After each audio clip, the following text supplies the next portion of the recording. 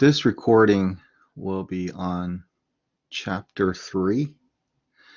It's the political and legal environments facing business.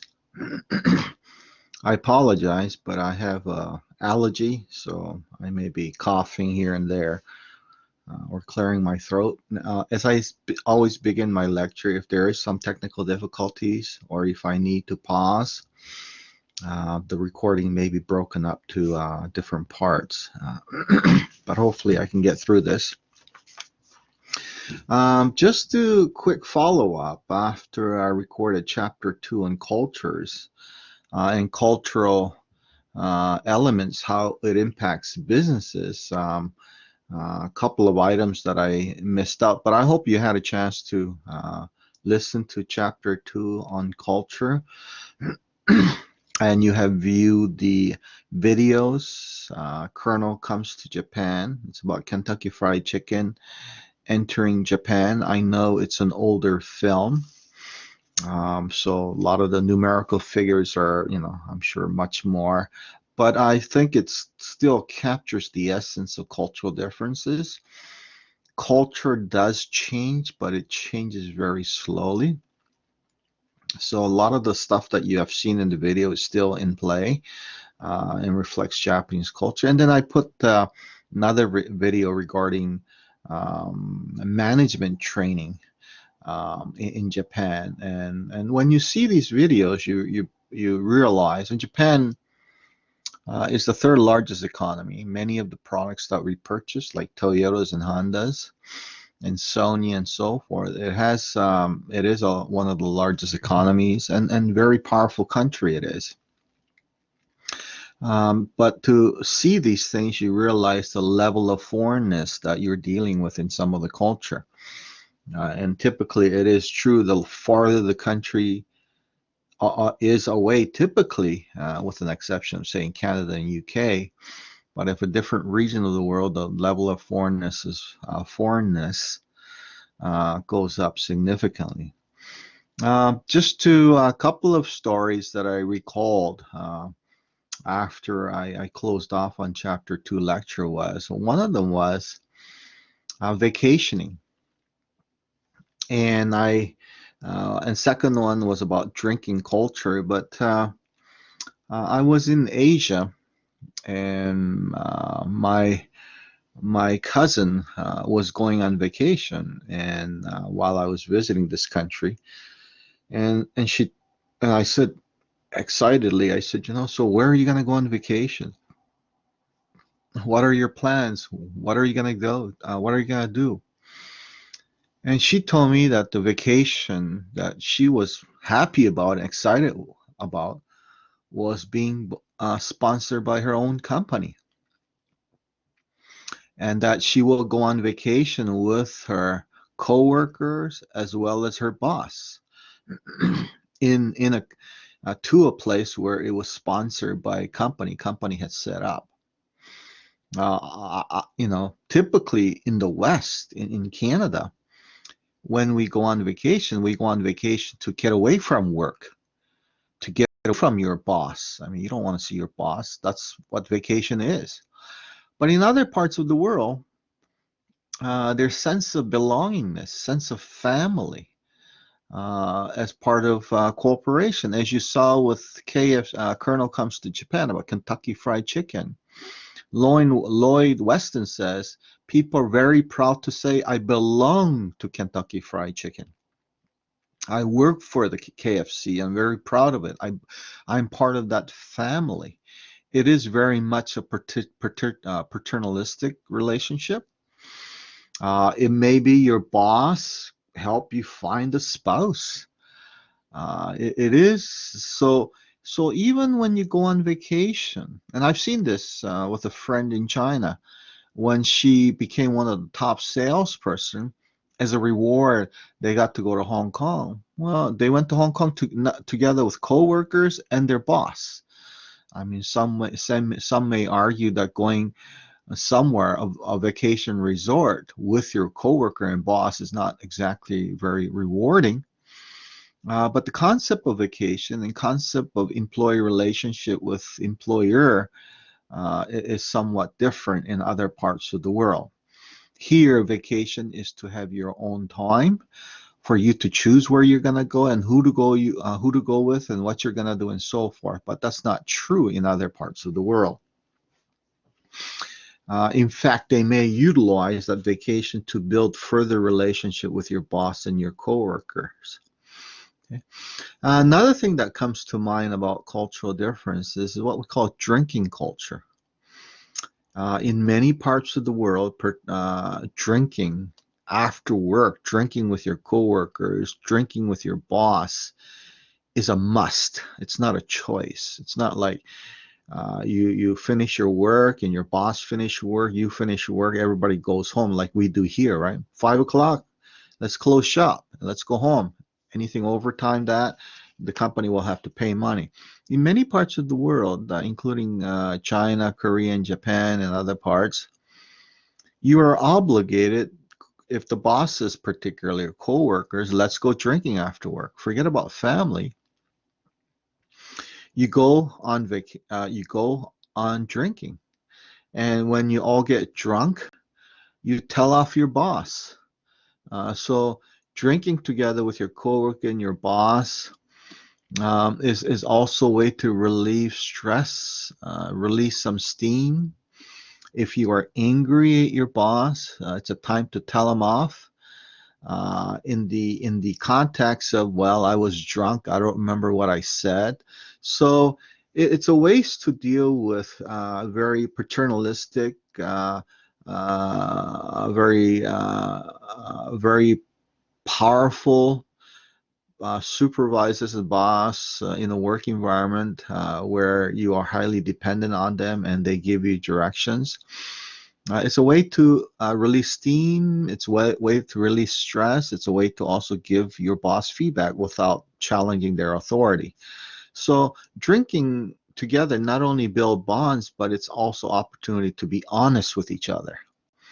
And that's important. If you saw that Japanese training video, that it is very much top-down approach, and employees may not have the opportunity to honestly speak with a boss or what they think about the company policy, what they think about their leadership style, et cetera, without getting in trouble when you're all drunk. In fact, when I was in this particular country, when I told them I don't drink, they looked at me and told me that I'm going to have very little circle of friends. I mean, you cannot have bonding among, particularly in this case, among guys without getting drinking together. And a lot of businesses are conducted through drinking as well. So it is something that's important in other culture. To some degree, we do that here, but it's pretty heavy drinking in some of the countries. I mean, if you were to use Western Alcoholics Anonymous survey in terms of frequency and amount, some of the people in these countries would end up as largely as people who have alcohol problems, but it is a drinking culture. Going back to chapter 3, political and legal environment facing business. So this is one of the important elements that you have to consider when you're entering a market, a foreign market. We saw the cultural aspects of it and Hofstede's and some of the dimensions, cultural dimensions and level of foreignness, how that can impact the operation of the businesses in chapter 2. So you've got some arsenal now. You've got some tools that you can utilize to analyze your country profile assignment. Well, another one that you can use is political, illegal environment facing business. They're utilizing this as a tool to analyze the foreign country that you're entering, and looking at that and how this may impact the business. For any businesses or multinational enterprises, in order to succeed in a country, you have to be aware of different political and legal environments. Okay, and management has to carefully analyze. First of all, be aware of some of these political differences in the market that you're entering, and also if there is a fit between corporate policies and political and legal conditions of particular nation to which you're going to operate your business. Okay, but let's start with what we mean by political environment and political system.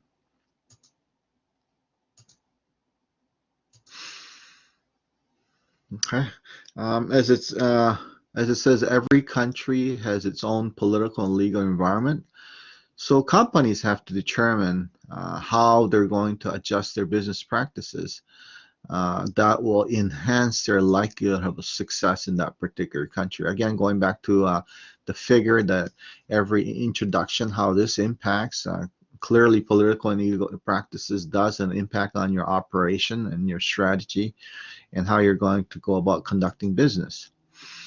Okay, so political system is the complete set of political institutions. We're talking government, any institutions that significantly impact and represents the country. Government institution, we're talking about court systems, educational institutions, and so forth. Is the complete set of institution, political organization, and interest that the relationship among those institutions and what the political norms and rules that govern these activities.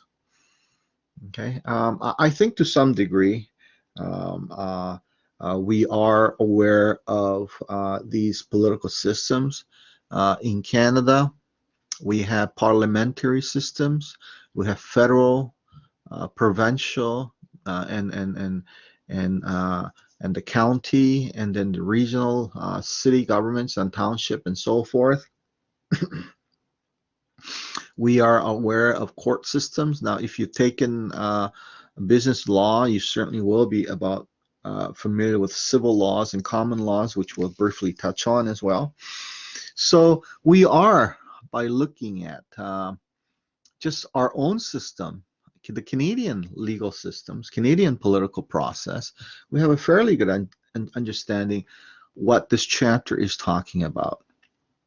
Okay, but these items that we take for granted in Canada, like being able to vote for federal representative, voting for government at the provincial level and local level, and so on, is something that we're familiar with, but may not necessarily exist in the same or similar format in other countries. Some of the political systems and legal systems in other countries are profoundly different.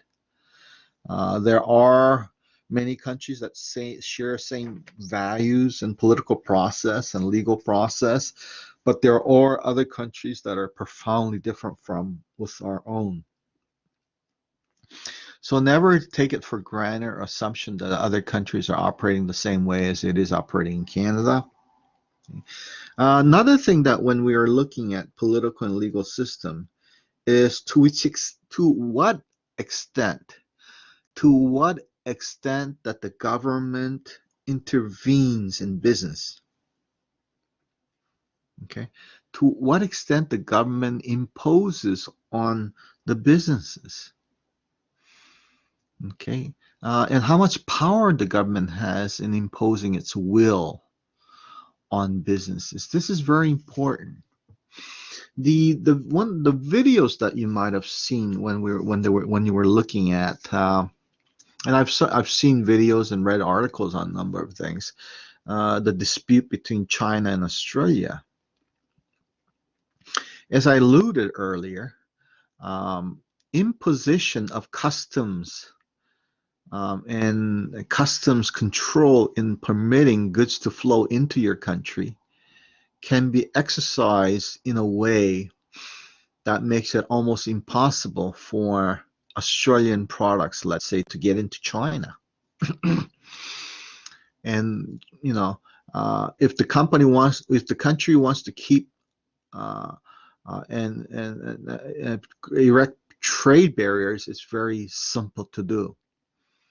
Not unlike you to say, we were not going to accept all Australian products. There's a violation of number of including trade agreements between Australia and China, but also violation of World Trade Organization as China being a member state.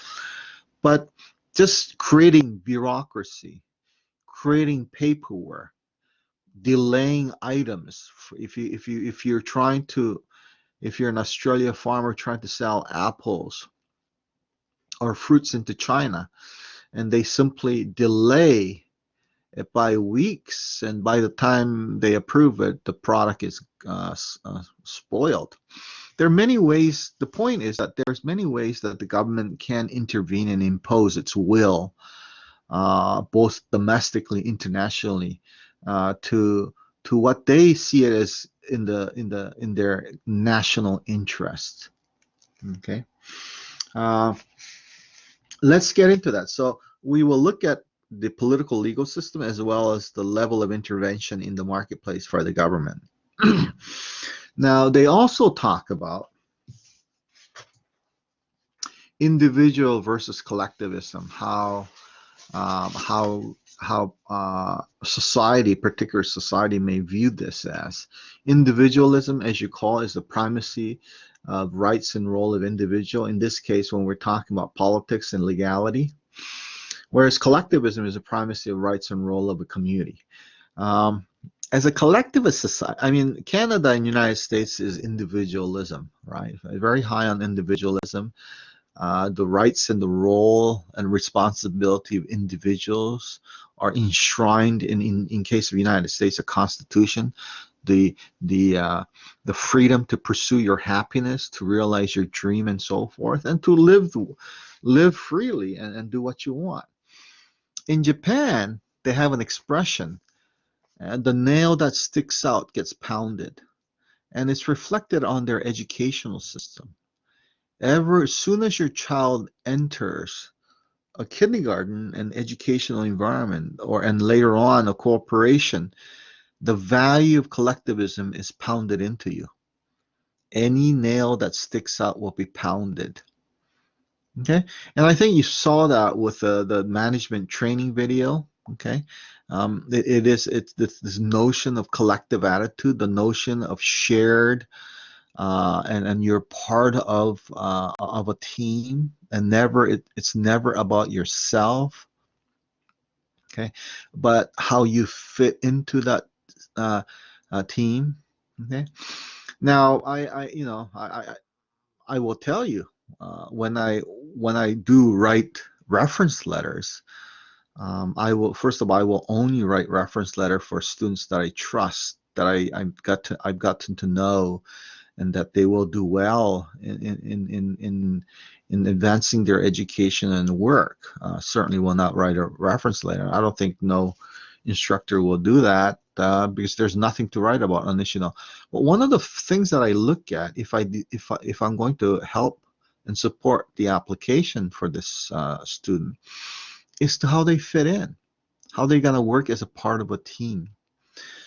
Yeah, leadership is something that's important and always asked by employers and so on.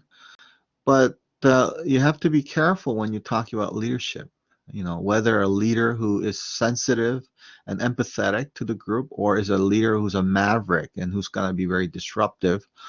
Uh, it's not good or bad as opposed to the organization that you're applying to. I'm extremely leery to write a reference letter to somebody who's hard-headed, and sometimes it reflects on their email that they send you, that there's a sense of inflexibility, the sense of very hardcore, like my way or highway kind of attitude. So maybe something in Asian in me looks at that collective character, that how the person will fit into the organization to which they're applying to. And I am looking for, if we're going to write a reference, I will tell them that they're going to fit in great, they're going to contribute constructively, and so on. Okay, and that is true of collectivist society. I know in the West, when they hire people, they look at their qualification and what they can do, their expertise and experience, and so on. In other parts of the world, all those things they believe can be taught. But what they cannot do is change someone's personality. So in a collectivist society, the emphasis may be on the applicant's personality and how that applicant will fit into the organization and fit into the team that they're going to be part of, and eventually lead and play a manager role. And I think that is sort of demonstrated in the Japanese training video. Many parts of the world, not just in Asia, but many other parts of the world, whether it's Middle East or South America and other parts, especially those countries that has been around for thousands of years, with a deep traditional values, they're looking for fit. Because those that you don't know, it can be taught. But if you have a certain type of personality and you cannot fit, good luck trying to change somebody's personality. It's very difficult, if not impossible. Okay. In fact, I think some of the countries in the West have gotten wind of this, and they're putting more emphasis on personality tests and how they're going to fit in their organization. Because they know if they get a certain type of person that doesn't work well, they will not be able to change their personality.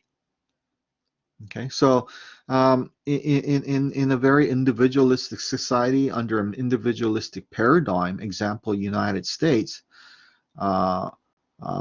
political officials and agency play a limited role in the society, in an individualistic society. The intervention of the government may be limited by law, limited by conflict of interest, and so on. In fact, the relationship between government and business may be adversarial. Okay, that is to say, company is trying to influence the government to get the policies and regulation that's favorable to business, and the government is trying to impose to make sure that the company does not abuse the power that they have accumulated over the years, but one of adversarial relationship where the government intervenes in the economy to deal with market defects. But generally, in like United States, first of all, every government intervenes in the market or set up regulations, rules, and laws that dictate how the company should behave in the marketplace, at minimally to keep it in check so they don't abuse their power, they don't engage in corruptions and market manipulations and so on. So it's without need to be said that every government intervene in the business environment, but the question is to what extent. Okay. In many of the there's no true capitalist market, because in that sense that every government does intervene and involve in the market process. But again, it's to what extent do they do.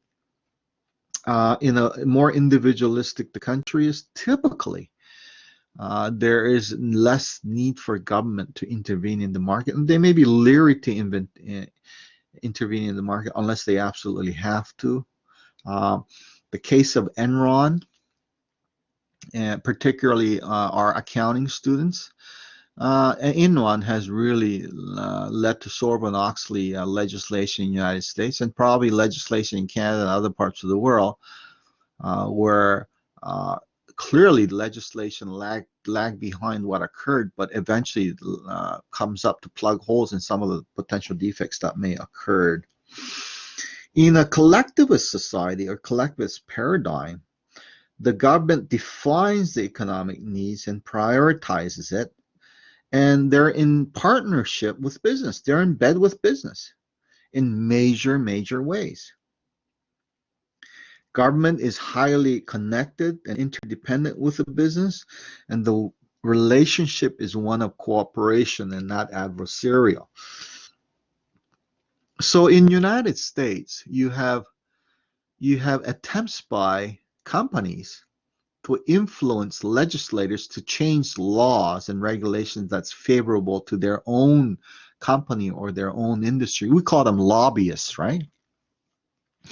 Lobbyists are typically very highly paid former government employees, former legislators who come out and work for the corporation, turn on, attempt to influence their peers and regulatory agencies so that they make laws that are favorable to the industry to which they're representing. Okay. Now, so there is that constant dance between lobbyists and the industries, its need, and the legislation and the lawmakers to compel to protect the society, and put and keep checks and balance on the company. But in a collectivist society, and I'll give you an example because this seems profoundly different, where you have governments and industries that are cooperating together. Now, in the United States, the climate change with Biden administration has become significant, so there may be some level of partnering going on between government spending a lot of money and company getting those resources to implement some of those policies. But traditionally, in a collective society, and I'll give you an example, it is the case with Japan, Korea, and China as well. And you see this in a again, it's a collective, a society, where business identifies what industries are a priority for the nation to be competitive. I mean, China is doing that now, right? China is able to influence industries and dictate to the industry which have priority and what the industry should do, and etc. It was the case with Japan. It was the case with Korea. I'll give you an example of Korea. Now, Canadians are aware of Korean products like Samsung, Hyundai, and LG. Now, Korea geographically is a very small country. It's a country of about 50 million people, a little bit bigger than Canada in terms of population-wise, but in terms of geographic region, it's probably like here to Toronto, and that's it. Okay, tip to tip of the longest part of the country is about 4 or 5 hours in Korea by drive. Okay, so knowing that, and it used to be one of the poorest country in the world, and as a reflection of collective society, you had the government that in cooperation with specifically identify companies like Samsung and LG and Hyundai, where they would shelter these companies from foreign competition, provide them with lots of government support in terms of tax incentives and regulations that was favorable to them. Also utilizing these companies to build buildings and to infrastructures and so forth. And so there was a direct cooperation between government and companies to nurture and grow these companies. And now they're global companies, right? Samsung makes all kinds of stuff. And what the Canadians don't realize is in Korea, they call it a Samsung life. You are born into Samsung hospital. You go to school that is run by Samsung or sponsored by Samsung. You buy Samsung insurance. You buy Samsung condos and so forth. Samsung used to have car company as well. So, they're everywhere. They're everywhere. Samsung has one of the largest construction companies. They help build the tallest buildings in the world. Here you just see smartphones and TV and so forth and appliances. But there are other areas that they play significant role. Hyundai Heavy Industries as well. They build. Korea has one of the highest. It used to be the leader in building ships. It built more ships than anybody else in the world, and so on. And these become global companies because they are in partnership with the government. And government sets regulations and policy that help grow them to become a global company. If they rely just on their domestic market, there's no way they can become like Sony and Mitsubishi and Toyotas and Hondas as well. Okay, because the domestic market isn't large enough to support that kind of conglomerate and that level of sales. But they're in a collectivist society between government and business. There's a level of connectedness. There's interdependency and so forth. Sometimes of course, this run afoul of corruptions as well. I mean, it works both ways. The company may seek favoritism from the government through bribery or some other means, and vice versa. So it could lead to corruptions. The line isn't so clear cut between business and law. The very market that you're supposed to govern and act as a check and balance may be heavily influenced by the businesses. And some politicians are succumb to the temptation of enriching themselves.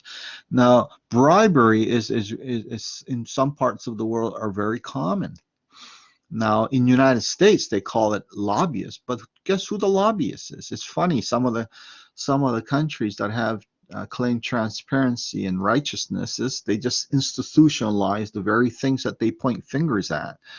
At the end of the day, they're influence peddlers, whether you call them lobbyists or some people that are outright bribing government officials and so forth. So,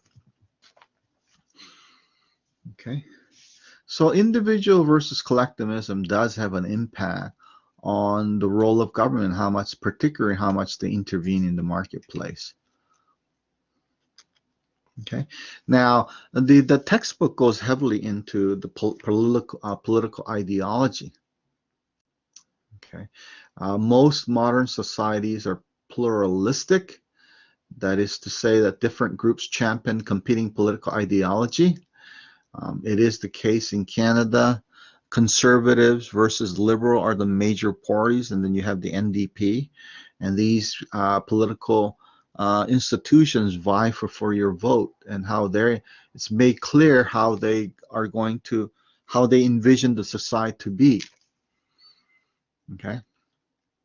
I don't want to go too much heavily into this because they talk about democracy. What we know what democracy is. Democracy represents a political system in which citizens participate in the decision making and governance process through people that we elect to be in office. Okay, you've got to understand, I think. Yes, we live in a democratic society. Yes, we have right to vote and vote people into offices who will make laws and regulations. But, politicians in Canada, politicians somewhere else, they all kind of operate in a similar way. Okay, operate in a way that they will attempt to manipulate. So I think was it on Friday or Thursday or Saturday, where Premier of Ontario was giving a speech on coronavirus, and throughout his speech he peppered it with the fact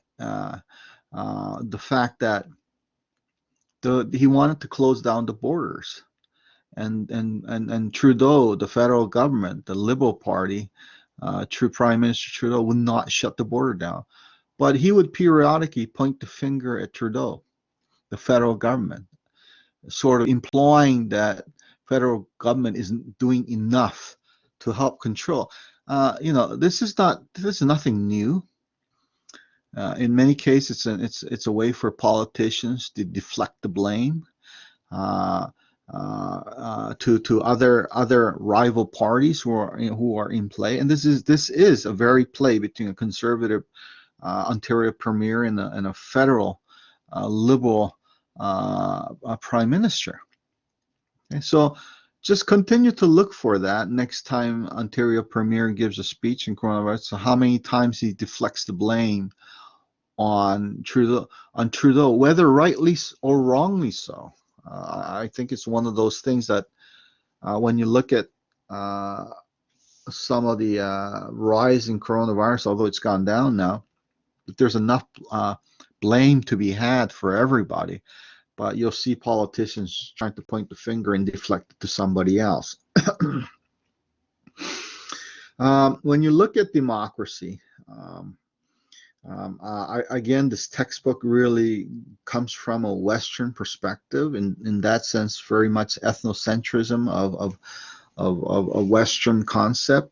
Things like they talk about contemporary democracy share the following characteristic: freedom of opinion, expression, press, religion, association, access to information, freedom to organize, freedom to elect, independent and fair court system, and so forth. Okay. Um, and you can, there's two countries that's comparable in terms of having a very profoundly different political system, yet have a population that's similar to one another, and that's India and China. Okay, and how their political process works.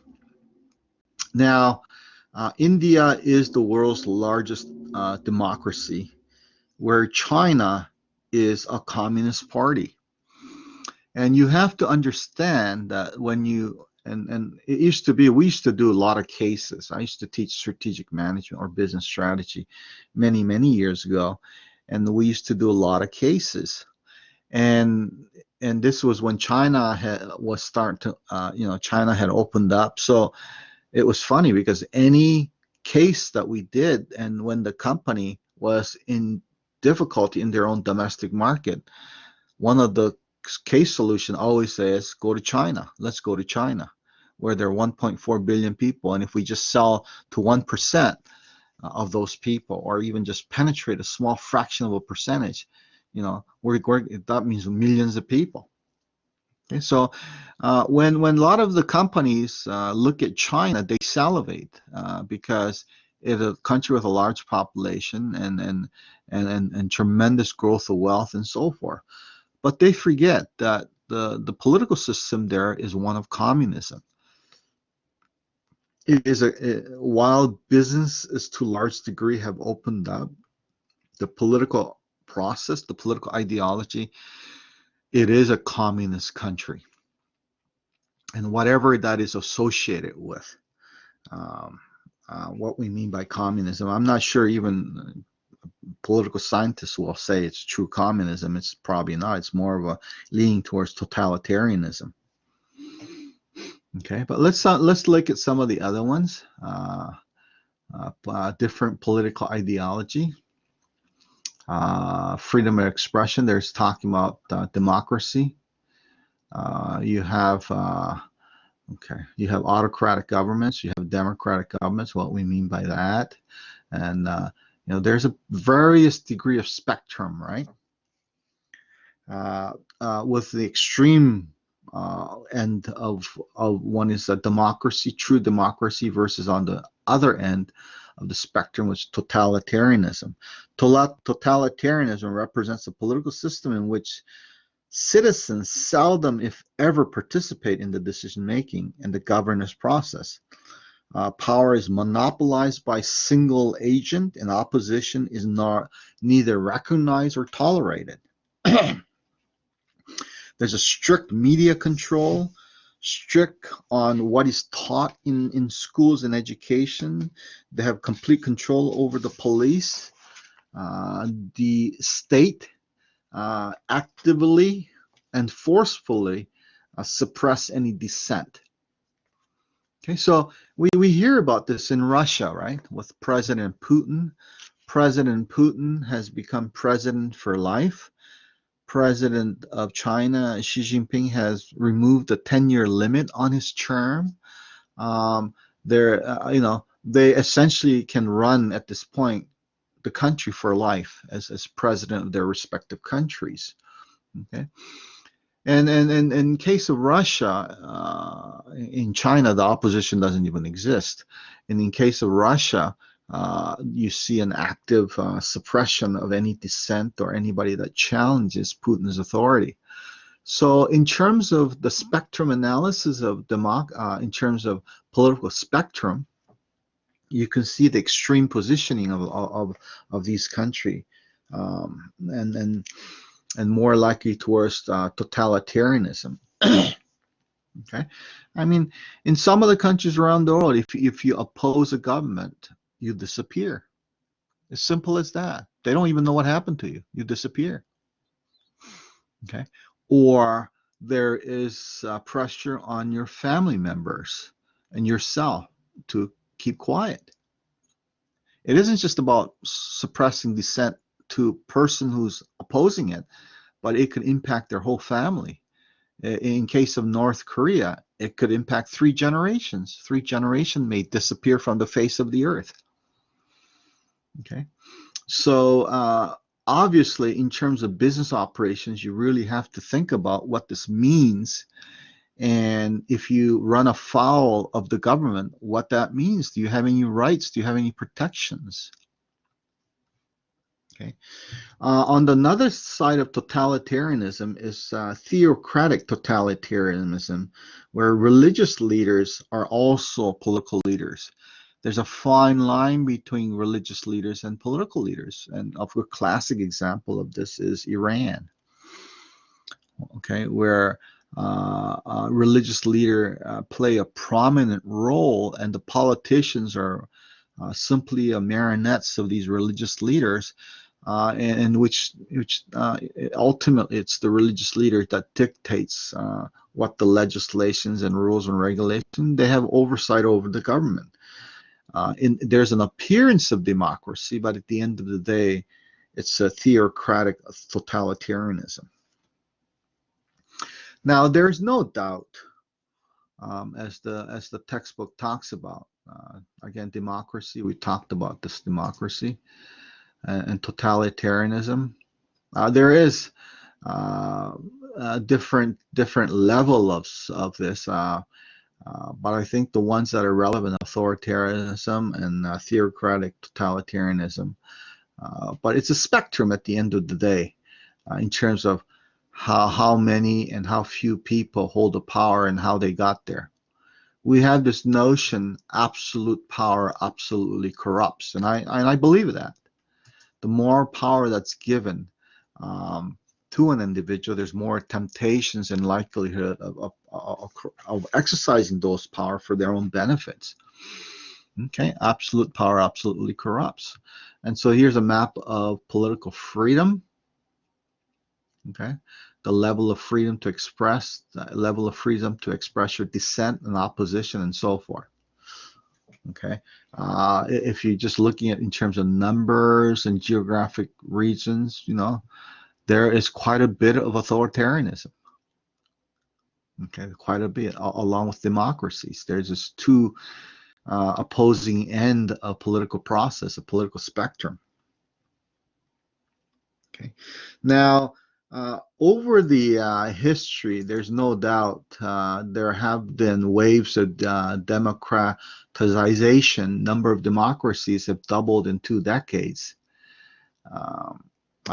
Particularly, I would point the finger at Eastern Europe, where there have been failure of totalitarian regimes to deliver economic progress, like Eastern European countries, like East Germany, where West Germany was an economic powerhouse, whereas East Germany struggled.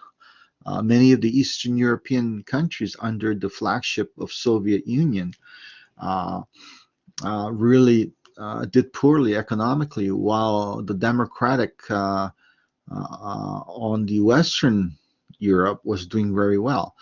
Another reflection of this is between North and South Korea. North, under a totalitarian dictatorship, have become one of the poorest country, and human rights have been stamped on and violated, whereas South Korea, under democracy and transparency and freedom, have become one of the wealthiest countries in the world, top 10. And this is interesting. This is an interesting comparison because they are same people, they're same culture, with the same history and so forth, but a very different political ideology, and how profoundly it impacts economy and how it impacts businesses. Okay, but the textbook sort of argues why democracies is on the move and on the march, because of improved communication technology. The internet has profoundly opened up communication among people.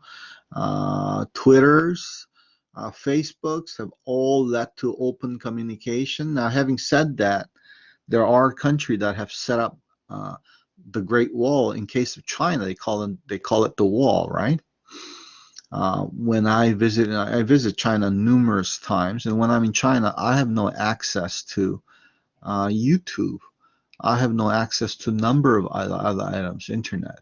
And people call that the wall. They have whether it's Russia or China, some of these authoritarian governments, they really have set up in a way that censors and inhibits anything that's contrary to what the government wants to be said and revealed to the people. So you'd be surprised if you talk to some of the people living in totalitarian states how little they know, or they only know what the government tells them what is truth and facts.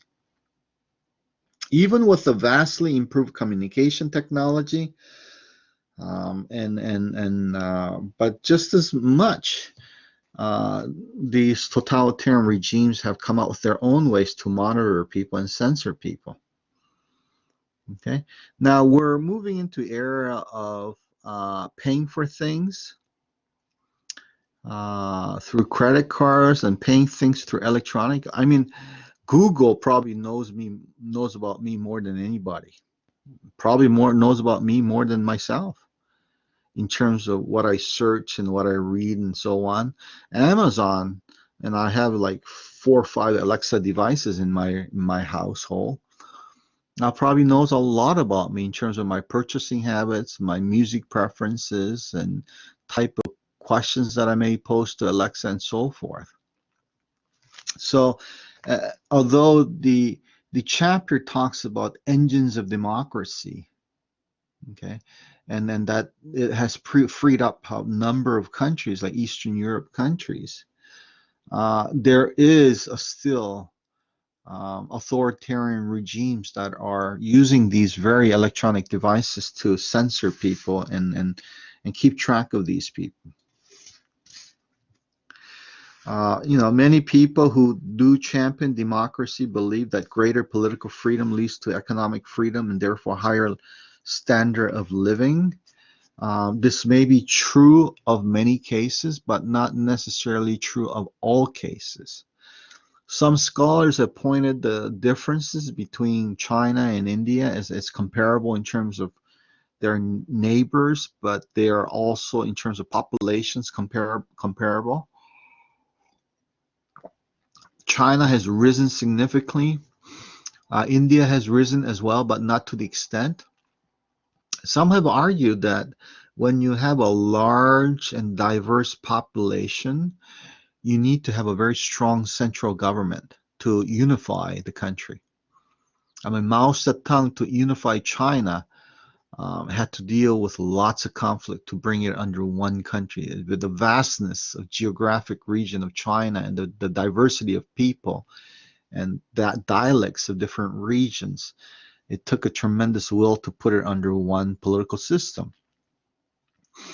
So some have argued in China's situation, because of its history and diversity and the number of people and the geographic expanse of the country, that authoritarianism is more efficient and effective in running economy and running the country. Whereas on the flip side of India, which is the world's largest democracy, some have argued that you can't get anything done, that there's so much bureaucracy, there's so much sub-interest. It's hard for a government to operate efficiently and effectively because there's different groups. Groups' needs are conflicting and confusing. There are regional differences. There are maybe 100 dialects or 100 languages, different regions, and so forth. It adds to tremendous complexity to run a democracy that way, to get anything done. So, again, there are people, some of my Chinese friends and colleagues, they like what they have. Long as the wealth is going up, as long as the government is delivering what the people want, they're okay with it, even if they don't get to vote on it. Long as they see it as more of a paternalistic relationship where the Communist Party members will take care of them and ensure that the economy is doing well, ensure that China interests are protected, and so on. And they don't want the chaos of democracy that brings. And to some degree, you saw that in the United States with Trump when he was the president, the divide between the Republicans and Democrats, and there's a you can see U.S. Because of its pluralistic society and a very egalitarian approach to their process, and the level of diversity and multi-ethnic groups in the U.S. There's extreme diverse groups and diverse interests, and that might be very challenging. Okay, it remains to be seen because a lot of things are changing at the moment. Some have argued that we are probably living in the most challenging times because of it's not just about business, but the competing values between two largest economies, U.S. and China. One's a democracy, one's a totalitarian political ideology. Now, so anybody that does business in China realize that there's a communism in place. Okay, but a lot of things that China does, although they do it more forcefully, more frequently, and some more impact, many other country does as well. Okay, it just doesn't have the big splash that China has. I mean, first of all, every country attempts to protect its own interests. Every country tries to advance its own interests. That's a given. That's an assumption. Otherwise, no government officials can stand to the scrutiny of, what are you doing? Who are you representing, right? Okay. It's just that U.S. and China has more impact and can exert their influence more so than others. Okay. If you look at the textbook, they constantly talk about how appealing democracy is, how great democracy is, and so forth. And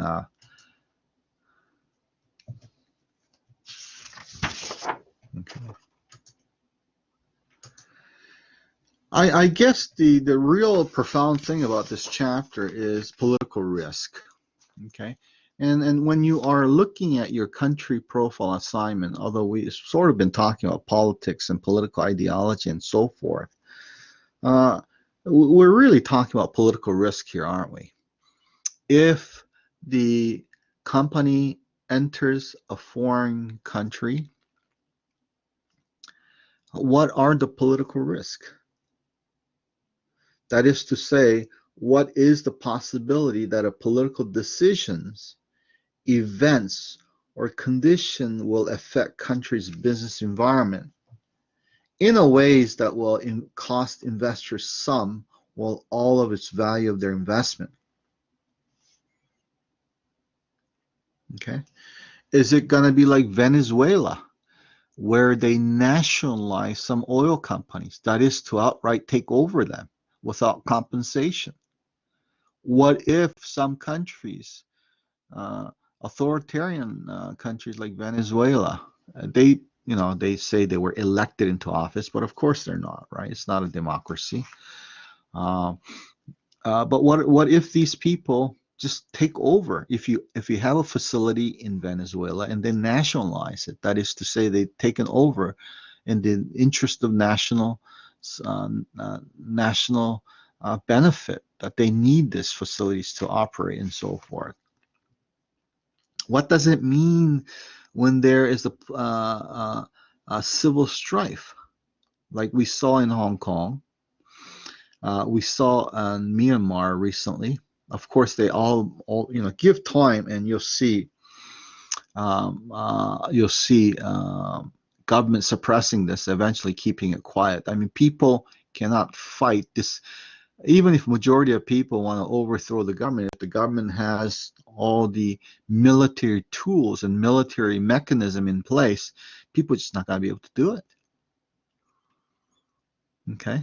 And if you give them time, they will eliminate the opposition one by one. There's many ways to eliminate opposition. quietly without, despite, we all think with Twitters and Facebook and all that stuff, somehow and cameras and smartphones, we can shine the light in everything and anything. Not in a very authoritarian government. You cannot. Okay, so do you want to open up a business in a country that are experiencing civil strife? There's a unilateral breach of contracts. If you move away from democracy and rule of law and move into more authoritarian, the rule of man, where anything and anything can be just unilaterally breached or violated, whether through nationalizing company or unilaterally breaching the contracts, or governments that are very destructive and harmful action against its own people, and of course against the business as well.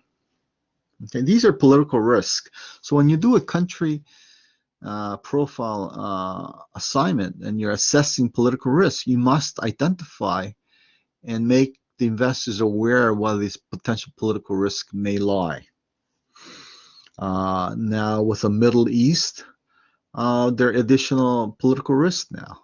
If there is right now a conflict between Israelis and Palestinians, this has been going on for ages. That region becomes, the political risk goes higher. Okay, so in any given country there are political risks, some very severe, some not so. Canada and United States are obviously very stable democracies, and the political risks are not that high. But you go to other parts of the world, and the political risk may be sufficient enough to keep your investment out. So it's not only intensity of political risk, how much, how intense the political risk is, but also what type of political risk that it is imposed as well.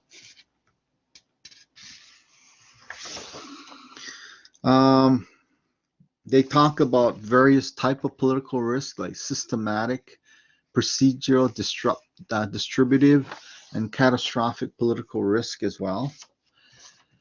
You might want to have a look at those.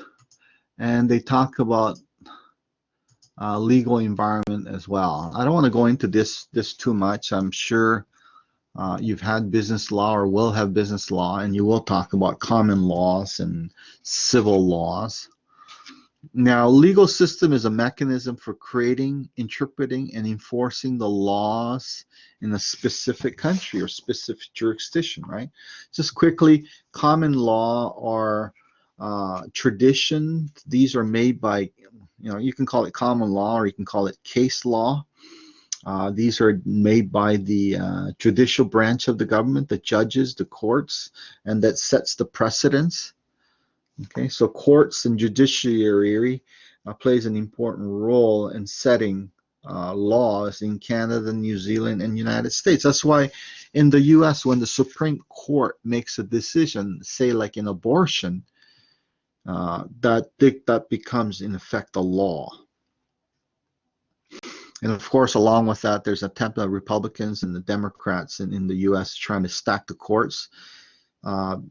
In terms of their own ideology, Republicans do not want abortions. Democrats wants the woman to have the free choice to have abortion and so forth.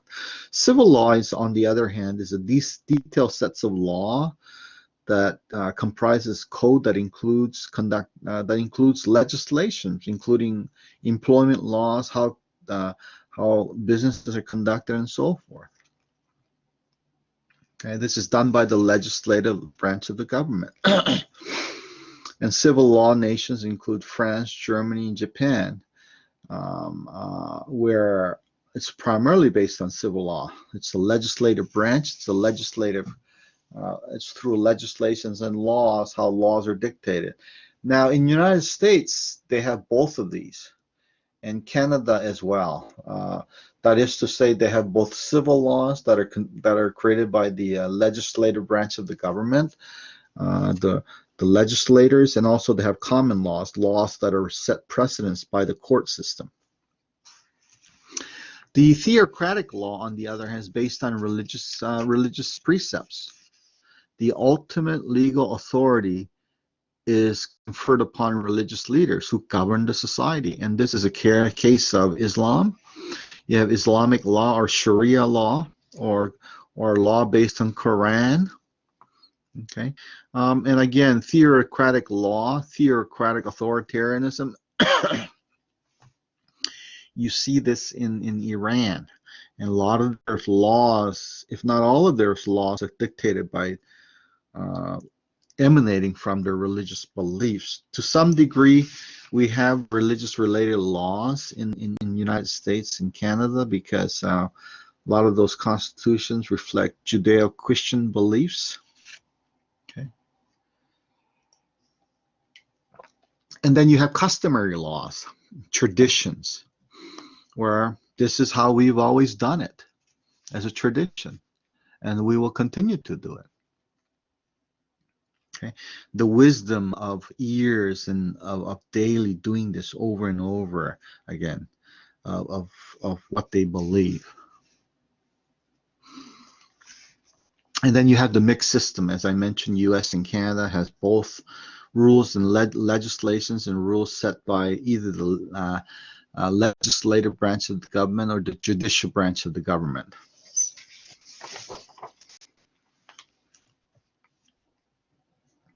Now, when we are talking about legal things, legal environment, one of the things that textbook talks about, and you see this in case, right? The first case that you're asked to look at is called China, Complicated Risk and Big Opportunities. That's the beginning case in chapter 3, and then they have the last case at the end of the chapter. It's a knockoff world, where they talk about piracy. Piracy of intellectual properties. Okay, but the important aspect when it comes to legality is what we call rule of man versus rule of law.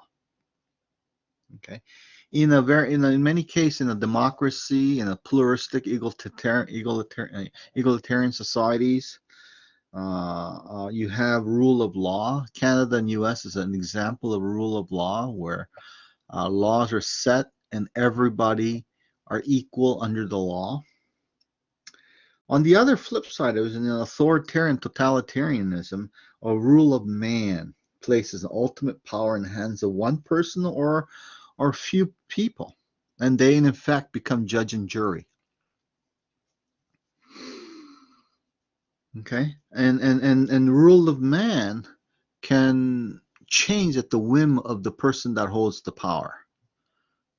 It could be simply a process where they decides to exercise the law against their enemies, and then but withhold exercising or implications or implementing the laws against their friends, and so on. So rule of law is typically in Canada and US civil and common law, where rules are set for everybody and everybody's equal under the law, and rule of man is subjective and at the whims of the people that hold the power.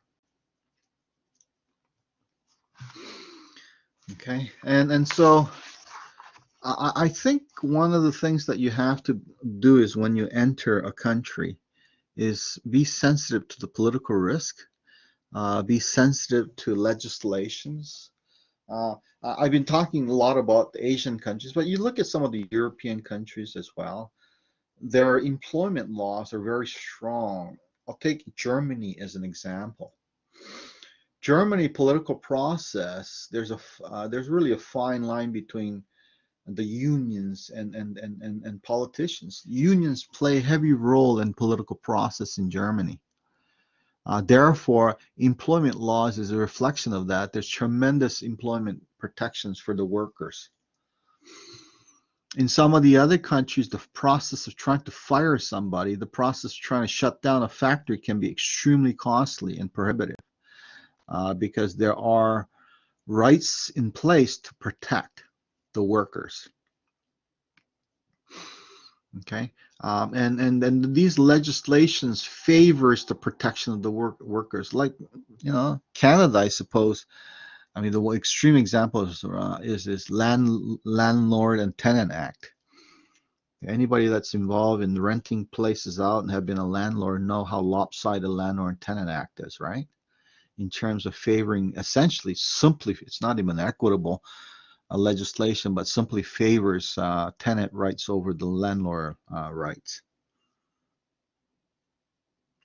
Okay, so rule of law and democracy in an open society is something that we are familiar with. So any Canadian companies that are willing to do business in just within the context of political risk and legal environment, there are probably more conducive to operate in those countries. If they start to move away from that and they want to start operate business in China, Russia, where there are powerful agents and rule of man can apply, you better not piss off the government. Okay. But whatever you do, if you piss off the government, they will come down very hard on you. Okay. There's no if and whats about it. It is what it is. Few people hold tremendous power, and they will exercise it at their whim if you're in any way threat to the government, any way oppose government, or do things that's contrary to what the government wants you to do. And you have to realize that these are governments that are very powerful, that can make people disappear. Okay. So if you're going to operate in that kind of environment, know that there are some serious risk involved or running afoul of this. And there are countries, I don't want to mention any specific countries in this case, where bribery is almost customary. I mean, we talked about customary laws where bribery has a very bad connotation in the West, like, in Canada. God forbid if you try to bribe a police or bribe any officials. In other countries, bribery is like a grease money. You need to have bribery. You need to engage in it to get things done. Otherwise, the bureaucracy won't move. And I'll give you an example. I was in this particular country a very long time ago. And I'm not going to mention the country, but while I was there, my wallet was stolen. My passport was stolen and so on. So I called the police, and police came and took me to the police station, and he's writing a report. And for the next 30, 40 minutes, he was complaining how difficult his job was, that he had 3 kids, he was making very little money. He implied that he can work harder on my particular case, although there were so many other cases that he had to look at.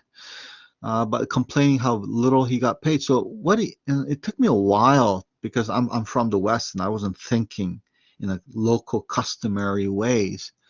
What he was really saying is, look, dude, you lost your wallet. You want me to pay attention to what happened to you and try to find something try to catch the perpetrator, find whatever it is. It's going to cost you because the government isn't paying me enough. And I've got 3 kids to feed. Now, have I forked over that money? It would be bribery under the terms of in definition of Canada, right? But in that country, if I truly wanted the police to act on it and pay attention to my difficult situation, it never occurred to me. I never gave him the money, but when I walked away and thought about what the guy was saying but that's what essentially it was. Why is it for me to sit there and listen to his financial troubles? Some of the other country, when you land at the airport, they will look at a particular gift that you have in your bag and they say, oh, they said this looks so nice. I wish I could have it. And if you don't give it to them, they might give you a hard time. Okay, they might give you time. I've been in a country where I was a little kid. My uncle was a prominent person in the city. He was a doctor and so on. One of the few people. It was a long time ago. I'm an old person, but he was one of the few people that had nice cars, and he was driving and speeding because there's no other cars at night, and he was stopped by police. You can't do this anymore, but in those days you could. He flashed something and the police let him go. In fact, the police says, "Thank you, sir. You're free to go." And I'm thinking to I'm thinking to myself, my uncle is so powerful, he can just make the police go away. So I asked my uncle, like, what did you show him? Like, what did you flash to him? And he says, well, I belong to this police association. I make donation every year, and in return, they give me this membership card that says I support the police. Okay.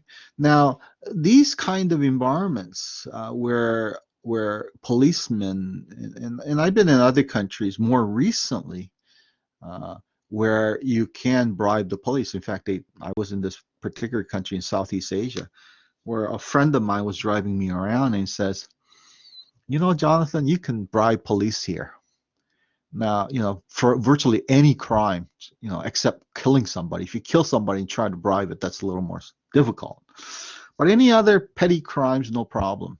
I was so tempted to tell him to speed up the car so he get caught by police and see how it's. I point blank asked him, so how much does it cost if you break the speed limit? Police stopped you. He says, well, it costs about 10 US dollars. Many of these countries, it's customary to bribe enforcement, or even if it's illegal, it's not being enforced because police are being bribed. Okay. In fact, you can get your university transcripts fudged. You can do all kinds of stuff. There's money. If you pay enough money, you can adjust anything. Okay. So trying to do a business in that kind of environment takes a different set of approaches to make it work. Okay. If we say, well, this is not right, this is absolutely wrong, under our own laws and our own customs, this is illegal, then, or this is conflicts to company policy and regulation, that might be difficult. That might be challenging when your competitors have more latitude in terms of how to get things done. I mean, the Chinese have this old saying, you know, and then it sort of applies to business people. It's like a fish cannot survive in a clean water. And it's true. If you put the fish in a tap water, in a clean water, fish is going to die. What they're really talking about is operating business and business environment. And I'm not advocating bribery. I'm not advocating a violation of law, but be aware that in different societies and different countries, the rule of law, the rule of norm may be different from the country which you're coming from. And if you're not aware of it, and if you're not attuned to it, and you're willing to accept it, or work within those parameters, that may be difficult for you to operate your businesses. Okay. There are different forms of bribery. It doesn't have to be outright cash. It could be a request for joint venture. It could be a request for to be hired as a consultant. You may not, if you're a big enough company that you want to make inroads into the country, you may have to hire a consultant from one of the political bodies to work with, to get things done because of the heavy bureaucracy and so forth, red tapes.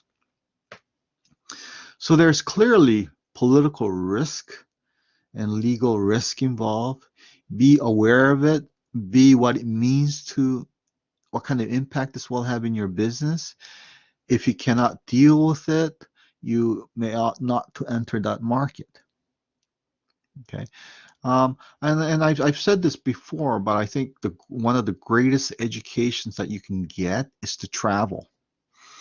When you travel and meet different people in a different context, in a different customs, you really not only highlight your own culture, but also really understand the level of diversity that exists out there. Okay, without the definition of right and wrong. Some of the things that we assume right and wrong to some degree in other countries is very subjective. Okay, and I want to close off with this intellectual property rights. and what you have been hearing in the news.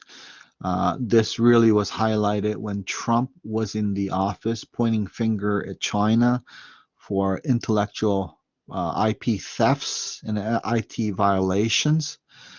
Um, Concerted and an organized effort by, it's not just China, but perhaps China being a direct rival and the resources behind it. Um, but to some degree, many other countries also engage in espionage, what we call corporate espionage, to get secrets in terms of how product was developed and so forth, or even outright theft of IP. From a understand from, again, it's not right and wrong perspective so much, but understand from a developing country like China, um, uh, intellectual property rights are not paramount. When you are a developing country, in other countries, maybe in other countries that are poor on per capita basis, because China is so massive country. It's not that wealthy. Of course, people living in Beijing and Shanghai were much more wealthier than any average Canadian will be. But understand that in a developing country or less developed country, IP is not a priority. And they're not willing to fork over millions of dollars to Microsoft to utilize their software product when their monthly pay is $50. They're more likely to pirate things. It's like students, right? I learned about pirating, illegal downloading of some of these stuff from it's a long time ago. I think a long time ago they had torrenting, right? I don't know if they still torrent.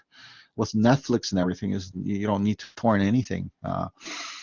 There's so many things out there that you can watch legally. Why torrent anything? But I remember many years ago, students talking about torrenting, that is to illegally download some of these copyrighted movies. So, and the justification is, well, I'm a student, I don't have any income, I'm poor, therefore I should. It's kind of like that with developing countries. Like, we're not going to fork over millions of dollars to royalties and copyrights when we're poor, but yet we need these things. It's what was happening with coronavirus vaccines. They want IP eliminated so that it's readily available throughout the world, that poor country don't have to pay royalties to have access to these vaccines, that it's available, manufactured all over the world, and available to everybody. Okay? So understand that when it comes to IP challenges that textbook case talks about, and media will continue to talk about, particularly in case of IP thefts in China.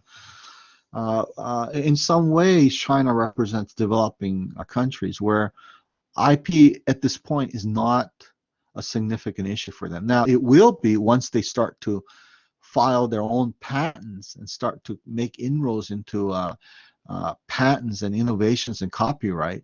But there's no comparable Chinese company like McDonald brand or Microsoft brand or Apple or any of these brands. So, like, for them, it's not a priority. And it's not only China, many countries, including Korea, when it was developing, you can travel the streets and you can get knockoff items like Nike and Nike clothes, shoes, and everywhere, Rolex, and all kinds of stuff. Many of the countries that are struggling or just developing, they're not going to think, well, I shouldn't do this because I got to fork over millions of dollars for royalty. Now, in a purest sense, is it right or wrong? Of course it's wrong. But it's like students trying to torrent movies and do things that are very expedient and that clearly illegal, but they justify it by the fact that they don't have the ways and means to do it properly. Okay, so you will continue to hear the conflict between U.S. and China. Okay, and you will see the trade conflicts highlighted by these tension between these rivals. And at some point, China will overtake U.S. and that alone will be a psychological issue because U.S. has been in power for many years. Even now, U.S. is extremely powerful in terms of militarily in terms of having control over the financial systems around the world. It is still the wealthiest country and so forth, but I'm a little concerned with this tense rivalry between China and U.S. And China now has really partnership with another totalitarian government, the Russians.